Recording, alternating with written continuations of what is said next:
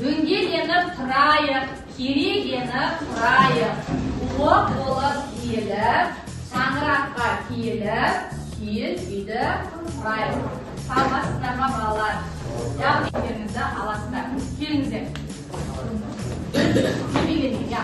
Қалаған суреттеріңізді аласыздар. Үй тапсырмасына дайын болса, топқа бөлініп алдық. Енді әр топтан бір-бір студенттер үй тапсырмасын сұрайық. Бірінші біз әдет ғұрып тобынан бастайық. Абдрайым Бағдәулет үй тапсырмасын айта ғой. Асықпаймыз, жай айтамыз. Орнатылған киіз үйі, төрт дөңгелекті арбаның үстіне. Бұл не? Көшіп қонуға өте ыңғайлы болу үшін. Қыста ыстық, жазда салқын болып тұрады киіз үй. Киіз үйді қандай бөліктерін білесіңдер? Айтыңдаршы, киіз үйдің қандай бөліктерін білесіңдер ма? Киіз үйдің бөліктерін? Шаңырақ.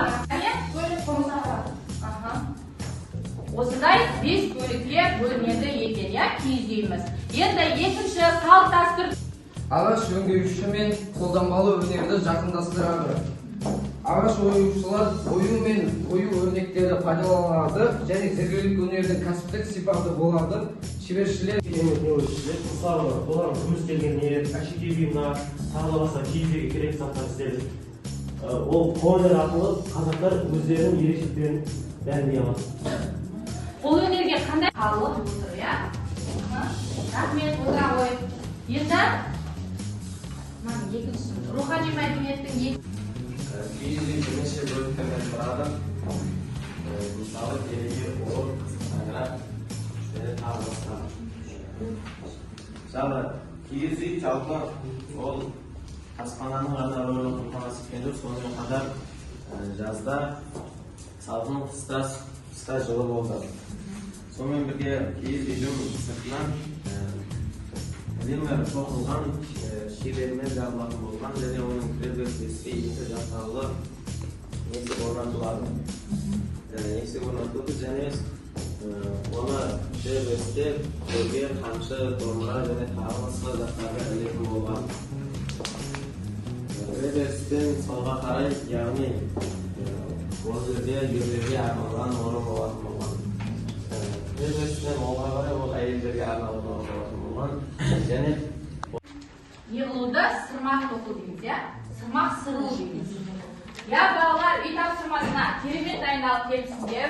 Сонымен қоса үй тапсырмасына қосымша таза тақта әдісі бойынша, тақтада шақылып тұрған нелер бойынша сұраққа жауап береміз. Кім шығады? Карина келе ғой. Әр топқа сабаққа жауап бергені үшін ақшалай сыйлық ұсынылады. Соңында осы ақшаны есептеп, қай топтың жеңіске жеткенін сол бойынша бағалаймыз.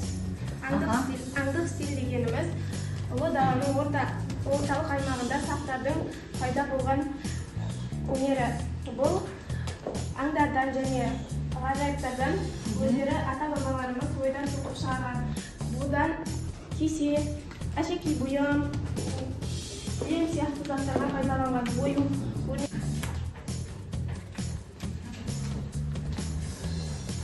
мәдениет қаншаға бөлінеді? Мәдениет қаншаға бөлінеді? Екіге бөлінеді. Қандай болып? Рухани және материалдық мәдениетке бөлінеді. Материалдық мәдениет және рухани мәдениет. Тақтада тұрған суреттердің барлығы мәдениеттің қай түріне жатыр?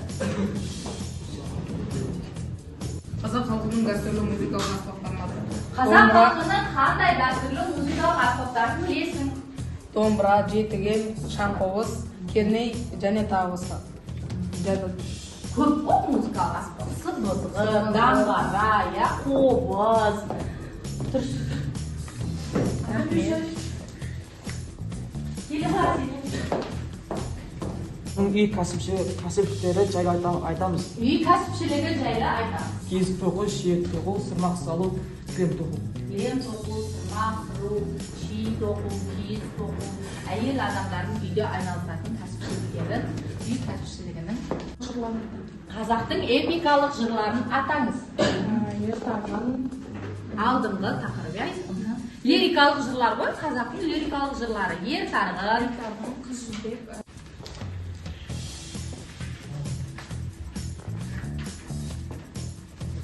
Материалдық мәдениет дегеніміз не? Материалдық мәдениет дегеніміз не? Бағана айтылды. Халық жасаған материалдық құндылықтар дейді. Қазақтың діни сенімдері Тәңірге табынушылық, бақсылық, ата-бабалар рухына табыну қазақтардағы ислам болып бөлінеді екен. Тәңірге табынушылық дегеніміз не? Біз қазақ жеріне ислам діні келмей тұрған кезде қазақ жерінде басқа дін өкілдері болған, мысалы монотеистік, буддизм, христиан діні, бақсылық деген сияқты осындай әртүрлі зороастризм деген сияқты әртүрлі діндерді ұстанған. Солардың ішіндегі Тәңірге табынушылық деген сияқты солардың ішінде қазақ халқы қолданған, яғни түркі қағанаты қолданған дін ол Тәңірге табынушылық. Ислам ол кейін беріп келеді ғой. Ол Тәңірге табынушылық. Қазақ даласында ислам діні қалай таралды? Қазақ даласында ислам діні сопылардың уағыздауыменен. Осындай ұлы сопы ғұламаның бірі бұл Қожа Ахмет Яссауи. Ислам дінін қабылдап, қазақ жерінде ислам дінінің таралуына өте көп өзінің септігін тигізген ұлы ғұлама. Яғни қазір осы Қожа Ахмет Яссауи кесенесі қайда орналасқан? Түркістан қаласында орналасқан, я. Көп жерлерден осы Түркістанға көптеп баруда, я. Яғни бұл біздің ислам дінін ұстанып, ислам дінін керемет ұстанып қолданатындығымызда өмірімізде. Одан кейінгі бөлім қазақ халқының салт дәстүрі. Яғни қазақ халқының салт дәстүрі, дәстүр дегеніміз не? Ұрпақтан ұрпаққа берілетін, дәптерлеріне жазып отырсыңдар ма? Жаңа сарымен белгіленген жерлерді. Ұрпақтан ұрпаққа берілетін және қоғамдық қатынастарды реттейтін түсініктер мен ғұрыптар жиынтығын дәстүр деп айтады екенбіз. Ал әдет дегеніміз не? Әдет адам, топ немесе қоғам қабылдаған мінез құлықтың қалыптасқан бейнесі. Ғұрып дегеніміз не? Ғұрып нышандық мәні бар бірқатар қалыптасқан іс-әрекеттердің қатары. Дәстүр бұл ұрпақтан ұрпаққа беріліп отыратын адамның бойында қалыптасқан бір құндылық, қасиет. Жалпы өмірлік кезеңге қатысты салт дәстүрлерді біздің ұлы рухани мәдениетімізді зерттеп, ұлт жанашыры болып жүрген.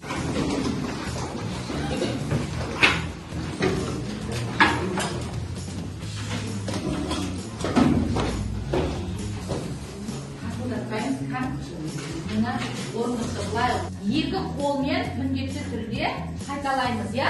Бұлай барамыз и қайтадан қайтамыз. Түсінікті ғой, я? Қаны бастаймыз.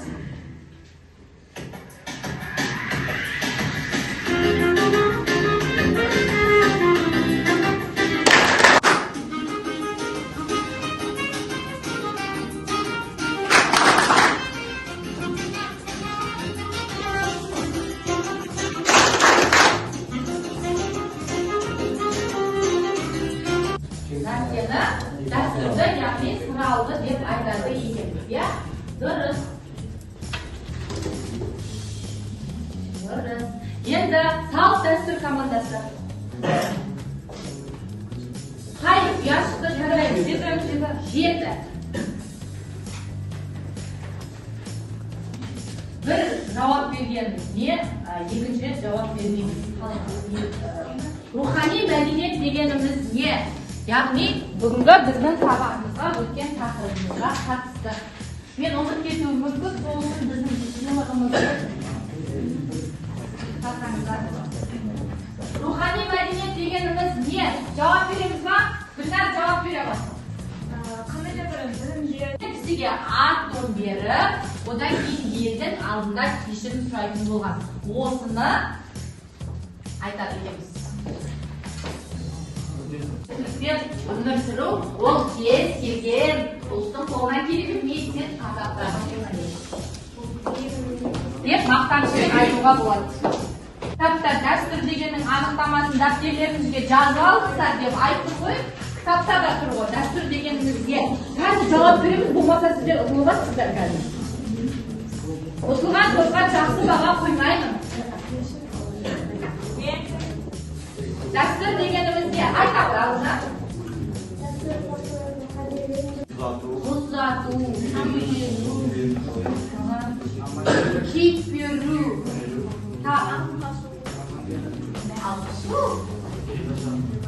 Винтаждар, тағы, құйрық бауыр жегізу, келін сүру, жайттым ғой оны. Осы келін, ұл мен қыз үйленген кезде тұсау кесу, сыртынан шығару, ат қою, сүндетке отырғызу, осының барлығы балаға байланысты салт дәстүрлерді айтады екенбіз. Негізі рет-ретімен айту керек еді, иә? Сондайға дұрыс деп қабылдаймыз. жаназа қырқынан шығару, Қырқын беру. Күндік ас беру ғой. Күндік ас беру, Жылдық ас беру. Банкрот бар, и одан кейін сыйлық бар. Осылар сіздердің деңгейлеріңізден банкрот шықса шегеріп, сыйлық болса, сияқтарыңызды қосып береміз. Топта жауап бермей отырған студенттер, сабаққа араласпай отырған студенттер жауап береміз. Соған ашып, сұраққа жауап береміз. Ашық сабақ берсе.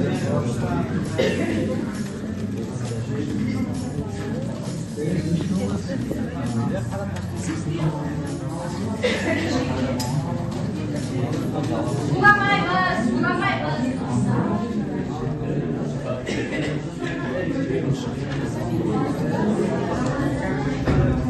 Жігіттер, сұрамаймыз. Алдарыңызда кітаптарда жауаптарды жазып алыңыздар дәптерлеріңізге.